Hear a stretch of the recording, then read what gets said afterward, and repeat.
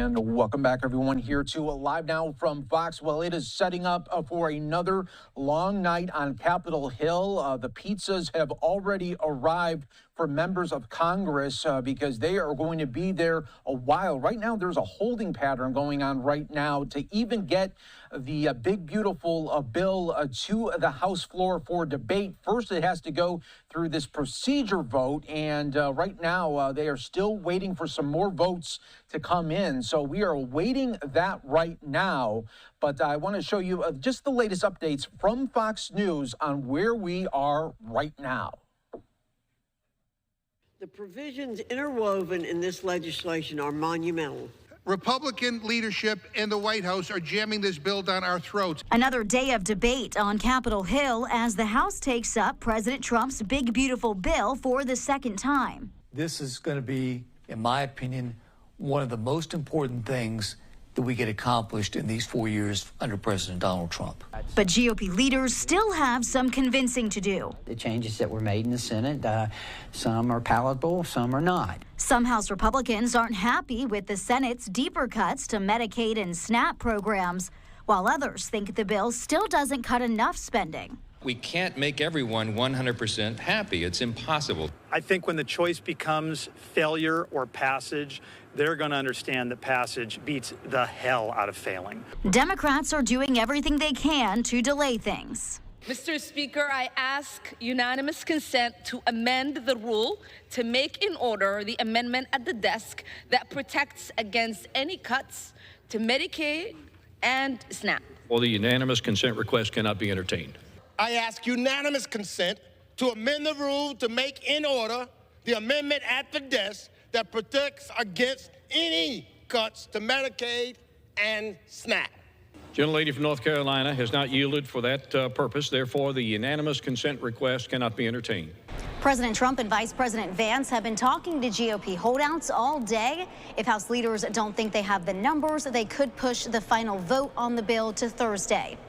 On Capitol Hill, Rebecca Castor, Fox News. And that is where we are right now, just in this holding pattern to see what will take place tonight and possibly tomorrow here. But we want to talk about, if it passes, what some of the big tax moments will be for everyday Americans. So I want to bring in our next guest here to help break it down for all of our viewers. Please welcome in Rosemary Becchi, tax policy lawyer. Great to have you on here. I think so many people have so many questions when it comes to this. I mean, it's just a huge bill. There's so many components in it. What is one of the components that you're really looking at from a tax policy reason?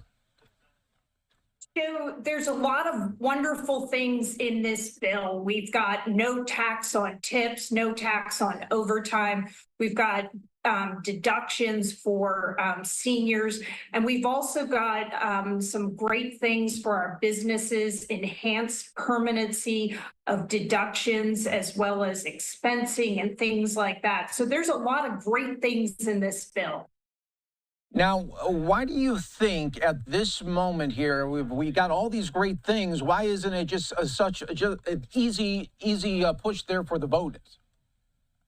So I think at this moment where we're at is that there are a lot of members, particularly of the House Freedom Caucus, who are really still concerned about the spending and would have liked to see more cuts. So they are weighing their options, but I expect them to vote for this bill. I think it's a good first step to really achieving some meaningful cuts in the future.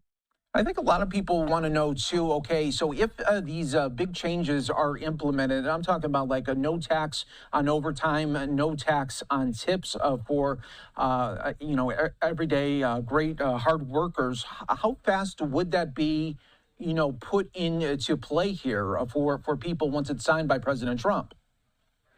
So those provisions are retroactive to January 1.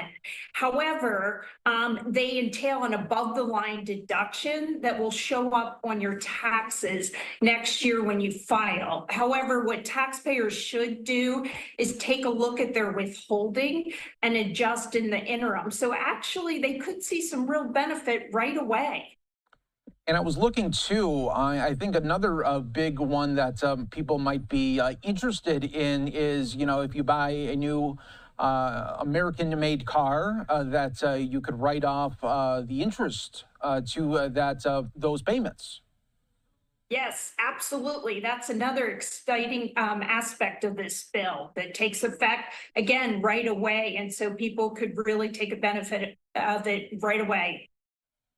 How hard do you think it is to really get the messaging out there that so we could really, you know, try to showcase that it could benefit all? You know, we live in such a world right now where it is so political. You know, it looks like it's just going to be voted on party lines. But I mean, at the end of the day, if this wasn't such a politically charged climate, do you think it would have been passing, you know, more bipartisan? Absolutely, you know, and going back to your first question, I think it is so important that we get the word about what's actually in this bill, because it will help Americans quite a bit. It'll certainly help small businesses. And so we really need to get this word out. And I do think that at the end of the day, this should have been bipartisan, because there's a lot of really good things in here. And frankly, some of the spending cuts are really focused on eliminating the waste, fraud, and abuse. And I certainly think all of us can be for that. Yeah, it seemed like most of the mentions where Democrats looked like they were trying to pivot this as, you know, people on Medicare, Medicaid would be lost without this. But it looks like from what you are saying more, they are trying to get a deep dive about just who all is on these platforms. Yes, no, absolutely. And again, a big part of this is eliminating the waste, fraud, and abuse. And I think that is a critical first step. And obviously, members of the Freedom Caucus would like to see deeper cuts. But again, I think this is a good first step here. All right, there we go. So, Rosemary Becchi, thanks so much for joining us here on Live Now from Fox. It'll be interesting to see how it pans out tonight and maybe even tomorrow as well. And we'll see if President Trump can sign it before the 4th of July. Thanks so much, Rosemary. We appreciate it. Thanks for having me. No problem. You take care.